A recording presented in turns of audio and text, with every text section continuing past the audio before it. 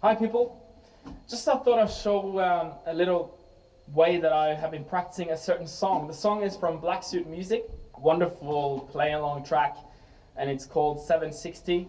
It's a short one, but it's intensely dense with musical information. Basically, I was using a certain app to make this song way slower so I can actually detail practice every single fill and every single feel. So I'd like to play it as it is in 60% of the real tempo and 80% and then 100%, the actual tempo. And I might even give it a shot to do it 120%, which is ludicrous, but you gotta try. And another thing, it's not going to sound the exact same every single time because and every time if I perform this song, it will sound different depending on what room that I'm in, depending on who's the audience, depending on the drum kit, and also it's actually a conscious decision because I want there to be an element of improvisation in the music to let the song kind of be a little bit alive in the moment. I could nail every single second of the song 100%, but that would be a little bit boring in my opinion on this one. So I'm going to give it a shot at 60% of the speed. Here we go.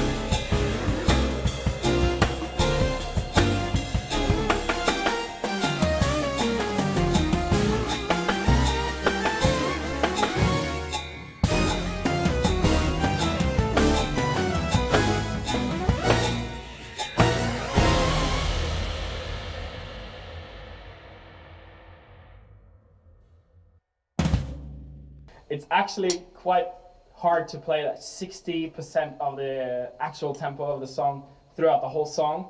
So that was fun, but I also used that, to actually program the final fills because they were so intricate. There's like groupings of 5 and all these wonderful things. Let's try 80% of the actual tempo. Here we go.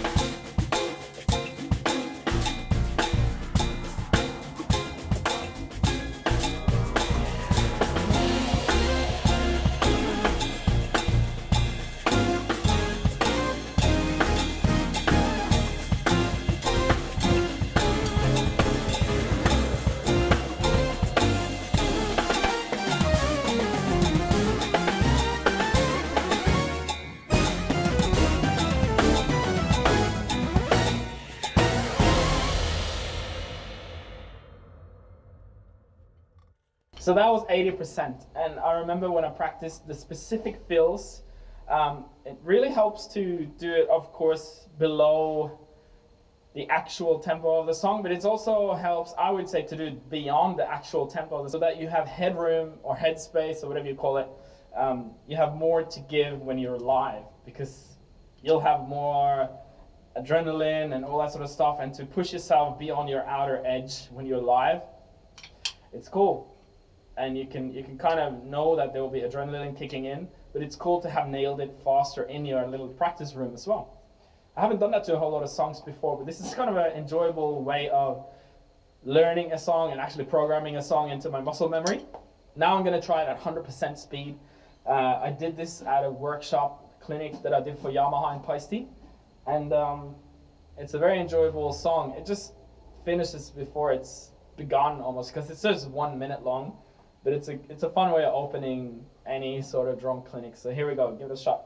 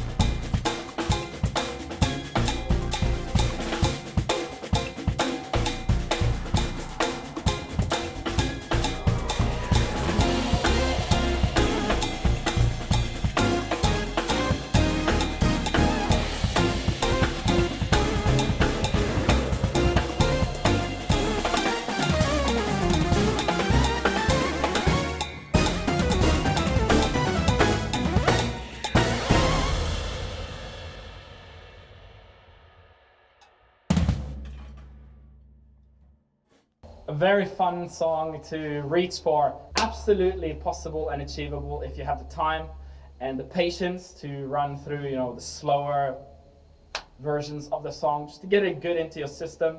And when you play it live, it should just flow really automatically, so that you can be on top of the actual performance and start thinking how to improvise and communicate with the people you're playing for.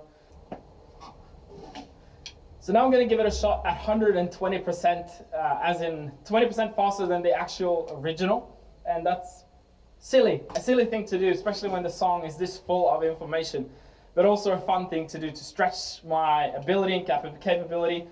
And also a cool thing to know that I'm able to do it when I play at the real tempo in front of live audiences. I'm kind of relaxed because I know there's more where it came from. Wish me good luck though. This might go well, this might not go well, so let's give it a shot.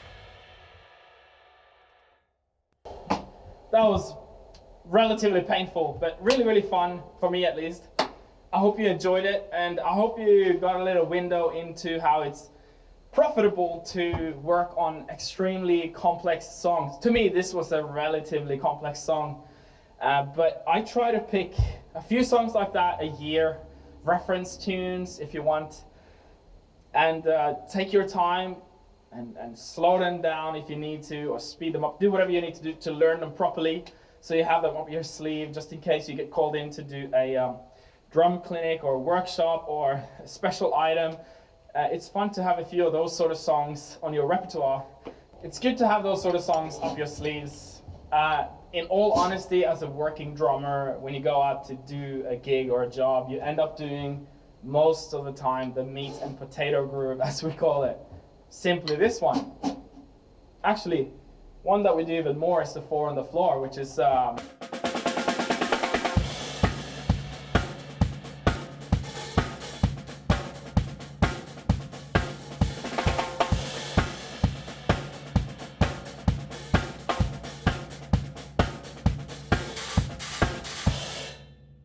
you might not even be able to embellish it that much either. Or the meat and potato, as we call it, which is basically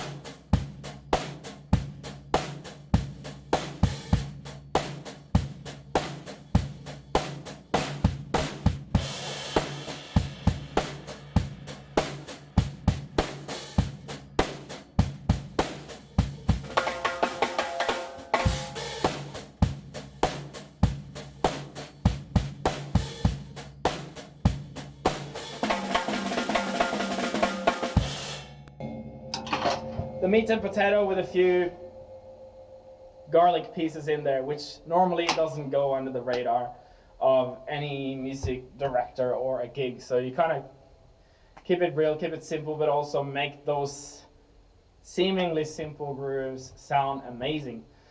The best way to sound amazing is to stop trying to sound like anyone else. Be inspired by everyone else, but also know that you'll only sound like you, and no one else can sound like you. So the best way to sound amazing is just to know that, or the best way to sound amazing is to sound just like you, and taking the role as the captain of the song. You are the one to really hammer it home and to be solid as a rock. So there's no question of where this song is going. There's no question of where the beat is, what time it is, all that sort of stuff. That's your job as a drummer. So good luck with some fun reference songs, and good luck, laying down the beats strong, serving the rest of the band.